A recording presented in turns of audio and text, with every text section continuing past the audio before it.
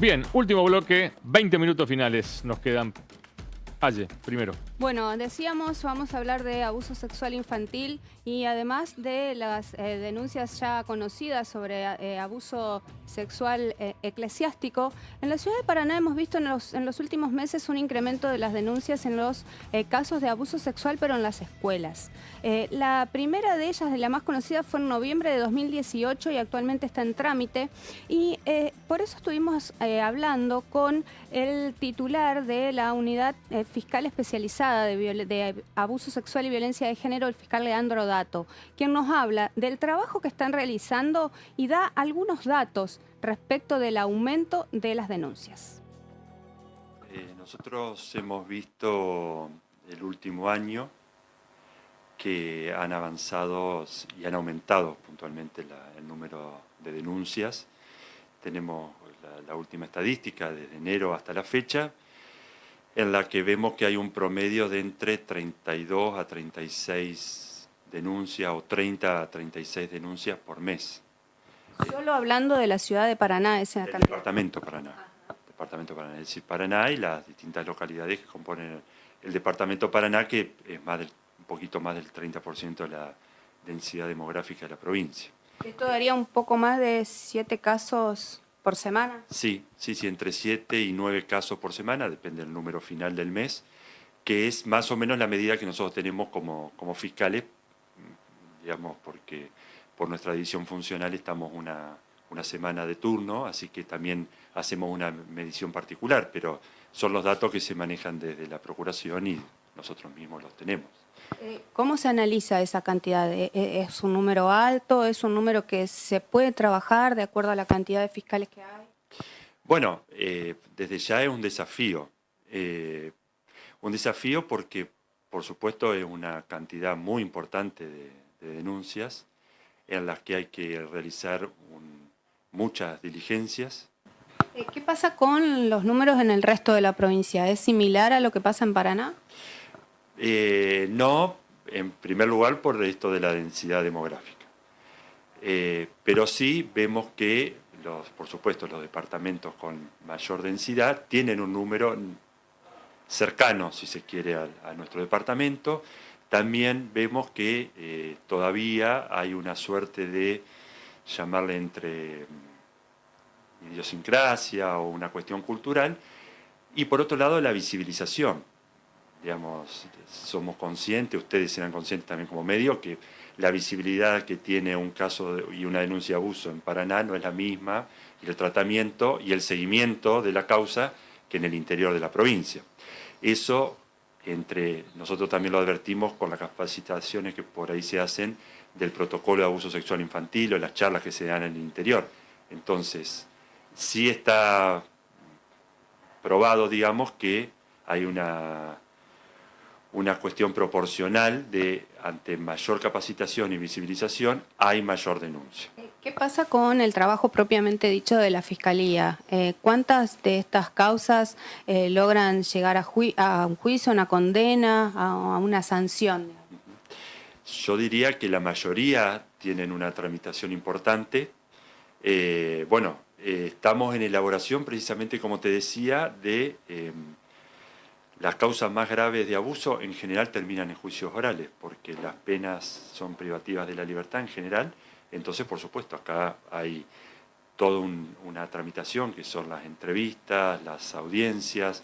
En general, cuando son abusos infanto-juveniles sexuales, también hay cámara Gesell, hay pericias, hay todo un trabajo interdisciplinario. Esta es otra cuestión que nos parece importante resaltar. No estamos hablando de un caso de hurto o de robo en el que se produce en una esquina y se encuentra al que realizó el hurto o el robo a 6 cuadras con la cosa, digamos, con la cosa robada. Acá es una secuencia en la cual a veces hay relato, es decir, el niño o la niña manifiesta algo, a veces no.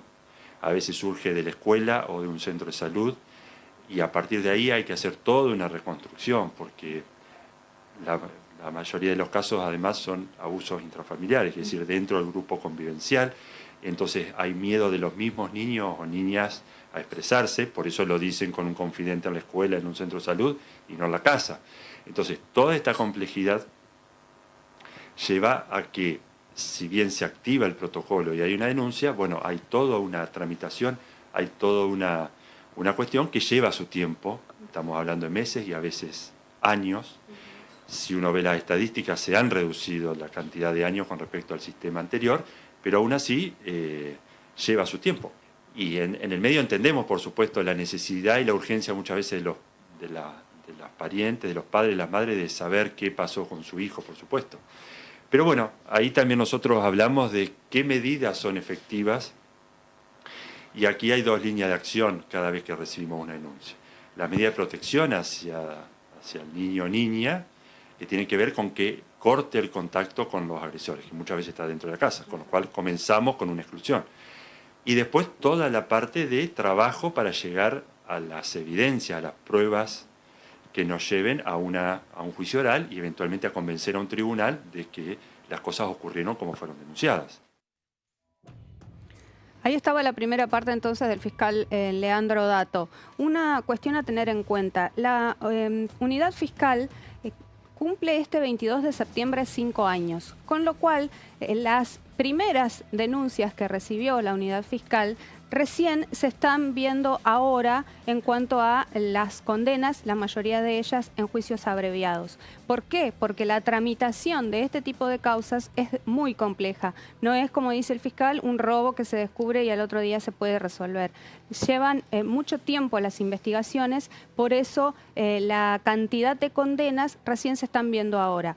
Vamos a compartir algunos números de lo que decía el fiscal. Habla de entre 30 y 36 denuncias por mes solamente en el departamento Paraná. Y ahí lo vemos mes a mes en estos primeros 6 meses del año.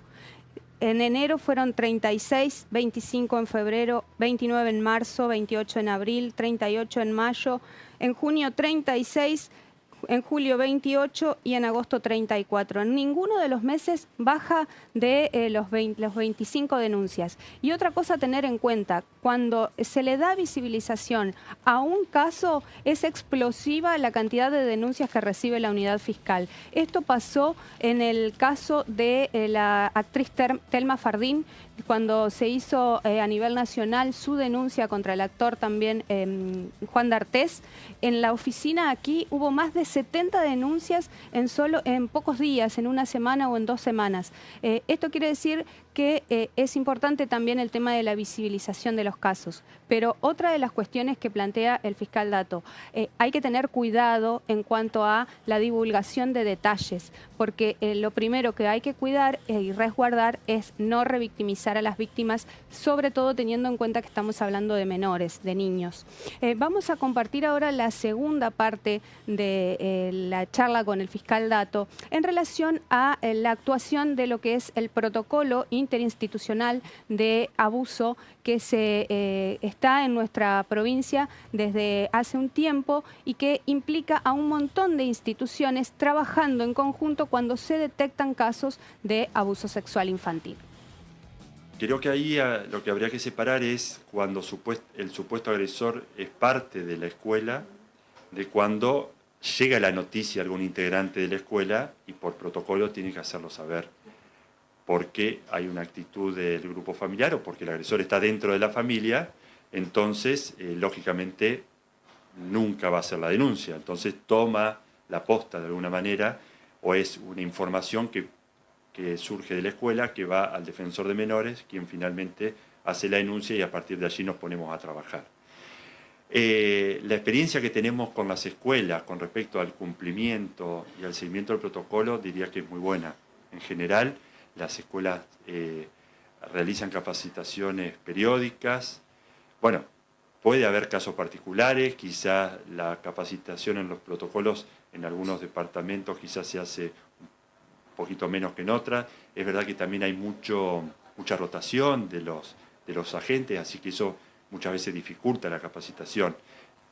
También están estos casos de supuestos agresores sexuales que están relacionados con las escuelas, en los casos en los que yo actúo, más allá de hacer particularidades.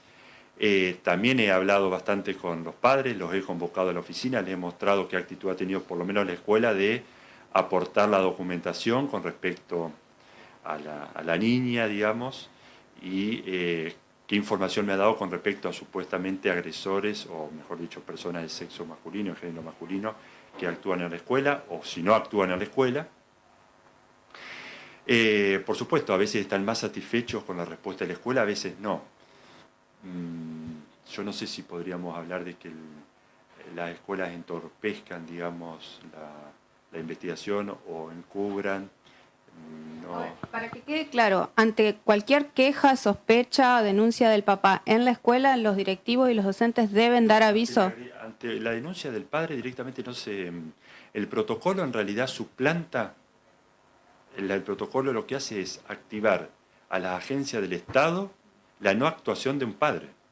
Si el padre, supongamos la madre, la menor le cuenta que sufrió un abuso en la escuela, y el agresor está en la escuela, viene, hace la denuncia directamente en Fiscalía, no pasa por el protocolo. El protocolo pasa al revés, cuando supuestamente la agresión es intrafamiliar, en la mayoría de los casos más arriba del 90%, y la menor o el menor le tiene miedo, está amenazado, o le tiene más confianza a un docente o a alguien del equipo de psicopedagogos que existe en la escuela, y entonces ahí sí, el protocolo se activa, precisamente de alguna manera se posiciona en el lugar que debería haber tenido la madre, que no denuncia porque el agresor, bueno, por distintas situaciones está en la casa y no quiere denunciar o no ha podido denunciar. En ese sentido actúa el protocolo. Cuando los padres están decididos a hacer la denuncia, vienen directamente a Fiscalía o la Comisaría de la Jurisdicción y se les toma la denuncia. Es decir, son dos situaciones totalmente distintas. Bien, último tema. Garro prometió mucho Garro, Lo primero que vamos a hablar, vamos a abarcar la repercusión que tuvo en el Uruguay. Antes que nada salió en... ¿Cuente de qué estamos hablando? Sí, de los chinos. La gente estaba El tráfico esperando a los de chinos, Sí, el tráfico de chinos que cruzan de manera ilegal. No de material chino, de No, chinos. no, de chinos. De personas. Y de material vamos a hablar también. Digo, al en ningún final. momento hicimos referencia a que son seres humanos. Stop. De Stop. material vamos a hablar también. Y el informe que presentábamos la semana pasada sobre cómo cruzaban de manera ilegal los ciudadanos de origen chino desde Fujian y terminaban llegando con destino final Gualeguaychú o Entre Ríos, causó una gran repercusión principalmente en el Uruguay. En Argentina, como lo decíamos en el inicio, parece que nadie se hizo eco. Las fuerzas de seguridad sí, pero en off the record. La justicia federal, nada. Perdón, eso de se hicieron eco es igual preocupación, digamos, Sí, ¿no? sí, prefectura está muy preocupada. Muy preocupada porque... ¿Con vos o con el hecho? Valga el chiste, ya hacen agua. Ahora, disculpame, Daniel, pero digo, lo que vos contaste, con los detalles que contaste Es de una gravedad. pasado, de una gravedad. Bueno, no, hay que contar que también se abrió una causa, digamos, en el Juzgado Federal de Concesión del Uruguay. Hay una causa que... No ha trascendido de qué manera se está investigando ni de qué forma. Sí, en el Uruguay, las autoridades uruguayas de aduana y prefectura se aislaron del caso y lo elevaron a Interpol, directamente a Interpol, para que interpretan que las fuerzas de seguridad que intervienen como prefectura, si no se han dado cuenta, puede ser que estén involucradas. Por eso elevaron a una autoridad máxima y va a ser Interpol quien investigue el cruce de ciudadanos chinos, que es más que una noticia que causó un gran revuelo desde Montevideo hasta Fraiventos. Vemos en un pequeño informe lo que nos decían los periodistas uruguayos Martín Rostán, que es de Canal 2 Uruguay, de Radiovisión, y Daniel Rojas, que es de Canal 10 de Montevideo, Canal 11 de Fraivento, que escribe también para El País. Ellos, además de contarnos un poco la repercusión, nos cuentan los antecedentes que tenían ellos sobre cruces de chinos. Pero después del informe les contamos el top 5 de cómo han querido cruzar los ciudadanos chinos por vía terrestre de Fraiventos a Gualeguaychú. El informe. Desde Cuestión de Fondo investigamos el contrabando en el río Uruguay, en el sur de la provincia de Entre Ríos. Esta vez no nos centramos en el cruce ilegal de productos tecnológicos o droga, sino que el foco estuvo en el paso ilegal de ciudadanos chinos que ingresan por agua a nuestro país, que tiene metodologías y actores similares a las del contrabando.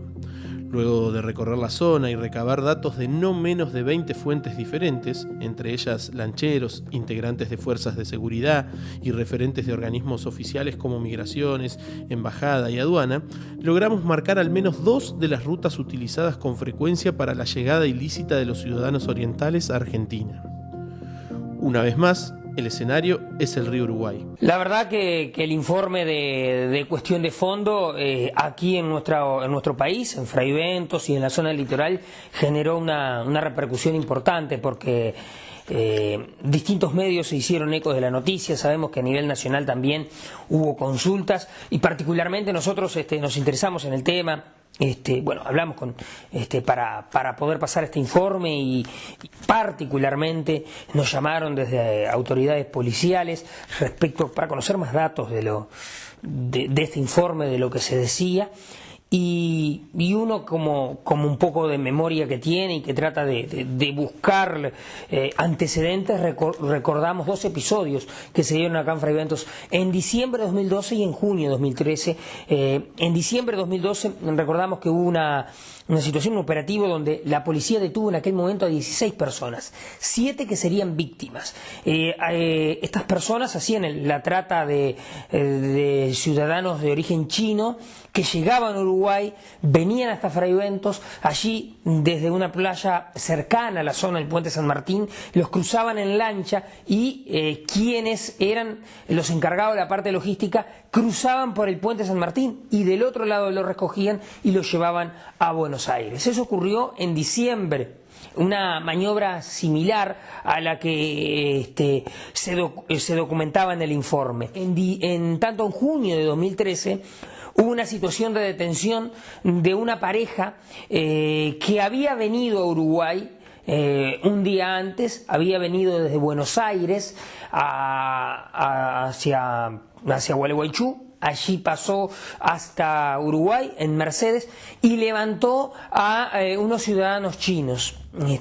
Volvió al puente para volver a la República Argentina, volvía hacia Argentina y allí personal de migración se dio cuenta que había más personas de las que declaraban en el vehículo.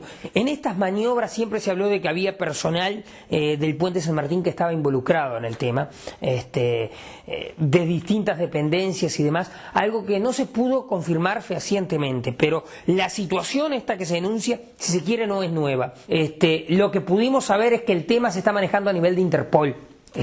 Directamente de acá se derivó a nivel de Interpol e Interpol estaría trabajando sobre esta situación denunciada en cuestión de fondo. En su mayoría, los que realizan esta travesía son originarios de Fujian, que es una de las 9 provincias de China. Uno de los circuitos de viaje estimado es que llegan en avión hasta Brasil, cruzan la frontera al Uruguay por Chuy, que tranquilamente se puede hacer caminando, de ahí son trasladados hasta una vivienda en el balneario de Las Cañas y cruzan en lancha hasta la zona de la pesquería Gali. El otro de los circuitos parte también de Fujian y llega en barco hasta el puerto de Montevideo, donde luego son trasladados hasta la localidad de La Concordia, de ahí en lancha hasta Ñancay para desembarcar en los arroyos internos en la autovía 14 o en Ceibas. Aquí evidentemente ha generado sorpresa la información que se ha replicado en varios medios uruguayos, aunque es una situación que no es nueva, por lo menos en esta zona del país. Hace algunos años a mí me tocó cubrir justamente 2 situaciones, 2 hechos investigados por crimen organizado. Se denominó en ese momento Operación Esperanza y tenía relación al tráfico de personas también, en este caso de la República Dominicana, que pasaban con la complicidad de un funcionario de migración uruguayo por el puente internacional General San Martín. También, hace algunos años, la misma situación que ustedes están reportando ahora se dio con ciudadanos asiáticos, pero en este caso utilizando a un pescador de la zona que los cruzaba en una canoa, los mantenía a salvo, entre comillas, unas horas en la noche y en el momento oportuno, a través de una chalana, de una canoa, los cruzaba justamente a la República Argentina y cobraba o percibía, según supo en ese momento la Dirección de Investigaciones, unos $500 por cada uno de los ciudadanos asiáticos que venían. Respecto a esto último que ustedes han revelado, Aquí en Uruguay, aún en Río Negro, en Fraiventos, las autoridades oficiales no han confirmado ni desmentido nada al respecto. La Armada anunció la construcción de una base naval en la zona, en la cabecera uruguaya del Puente Internacional General San Martín. Se está en ese proceso. Hace un par de meses vino el ministro de Defensa, José Bayardi, a recorrer la zona. No sabemos si estará pronto para este periodo. Suponemos que será un proyecto que tendrá que seguir ejecutándose en el próximo gobierno, y Uruguay que está en medio de elecciones, al igual que en Argentina. El cruce Uruguay hasta Argentina vale entre $1.500 y $2.000 por persona. Se realiza en horarios nocturnos y es abonado cuando la lancha toca costa argentina. Las embarcaciones que hacen este tipo de transporte y que generalmente contrabandean otro tipo de artículos son tracker, que cargan hasta 2.000 kilos, igual que la de cualquier pescador, e incluso suelen llevar también elementos de pesca.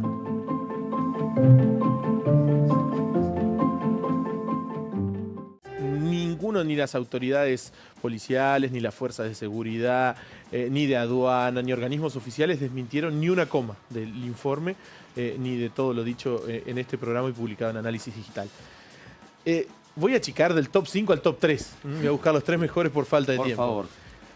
Consta en los expedientes de aduana los 3 cruces más cinematográficos. El primero, llega un camión con sus lonas arrolladas, lo para gente de aduana. Cuando ven la lona tenía algo particular, no la veían normal.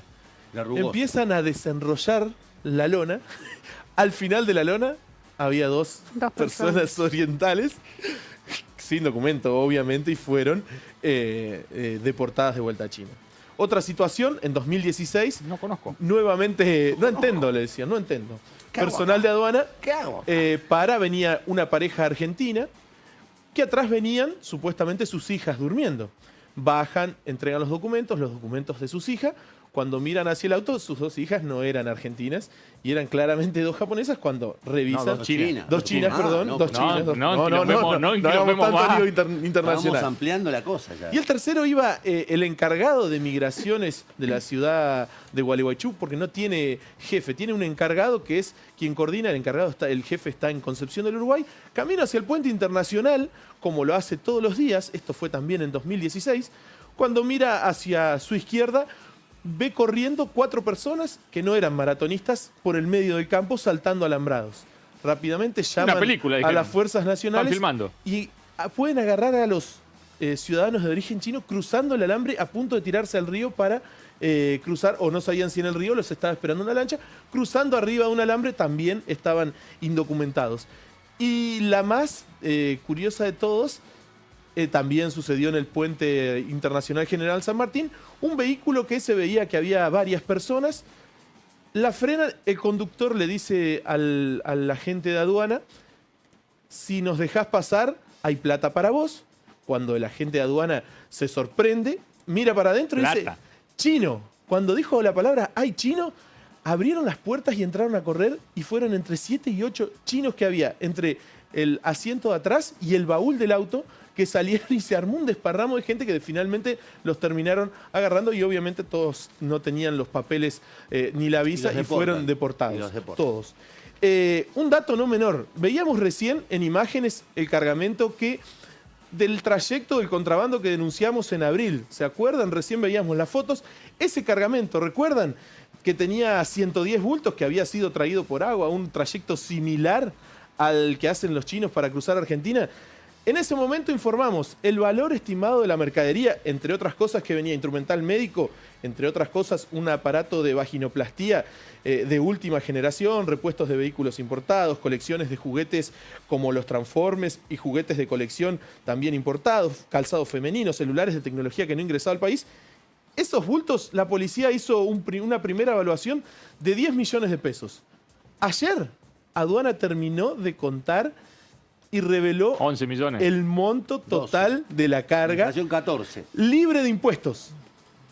42 millones de pesos libres de Lo que pasa es que estaba impuestos. incluido el repuesto para el celular de Connie también. En ese momento, en abril, a principios de abril, era valuada en $1 millón ese cargamento que cruzó en 110 bultos perfectamente aislados Qué por ahí. país. Bueno, estamos pasados en 4 minutos, no sé Maravilloso. si saben, ¿no? No alcanza, Usted es el no jefe. alcanza. Nos vamos. Nos vamos. Tenemos, Nos vamos. lamentablemente Igual, no. saludos a los municipales santafesinos, no los abandono. Me mandaron mucha información esta semana. Naturalmente ocurrió lo que ocurrió y tuvimos que cambiar de tema, pero la semana que viene volvemos con algunos datos muy importantes de lo que ocurrió esta semana a partir de los informes en cuestión de fondo. Bien, gracias por estar del otro lado. Nos encontramos el próximo miércoles 21:30. Hasta entonces.